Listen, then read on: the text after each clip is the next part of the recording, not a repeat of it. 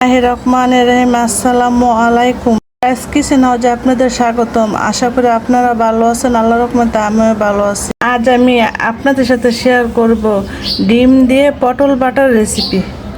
এখানে একটা পাত্র বসে আমি পরিমাণ মতো পানি দিয়ে পটলগুলো সিদ্ধ করে নেব 15 মিনিটের জন্য। এগুলো সিদ্ধ হয়ে গেছে, এখন আমি নামিয়ে ঠান্ডা করে নিই। পটলগুলোকে ব্লেন্ডার করে নেব। আপনারা চাইলে শিলপাটায় বেটে নিতে পারেন। ব্লেন্ডার করা শেষ।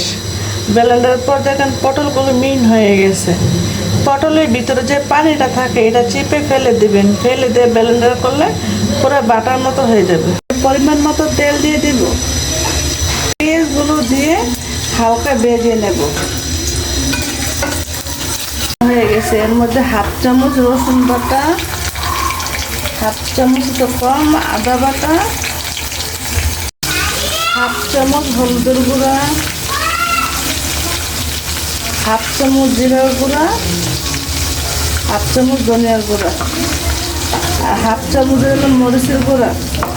আমি এখানে কাঁচামরিচ দিয়েছিলাম পটলের সাথে, ব্লেন্ডার করার সাথে। পরিমাণ লবণ,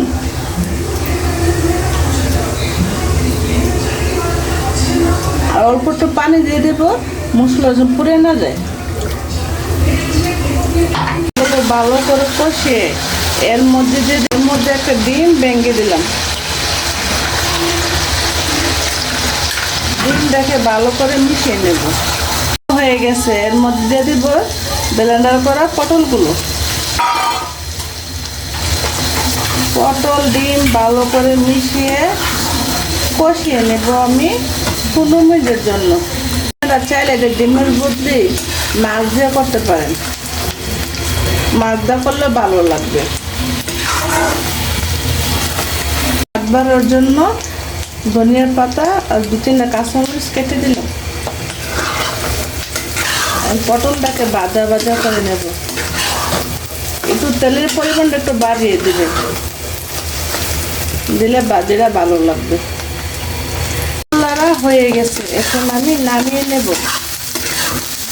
নামিয়ে বাড়িতে পরিবেশন করব। পটল লাড়াটা চুলার থেকে আমি নামিয়ে নিয়েছি। নামিয়ে নেওয়ার পর দেখেন কালারটা কত সুন্দর হয়ে। আপনাদের কাছে রেসিপিটা ভালো লেগে থাকে অবশ্যই লাইক, কমেন্ট, সাবস্ক্রাইব করে দিবেন। আল্লাহ হাফেজ।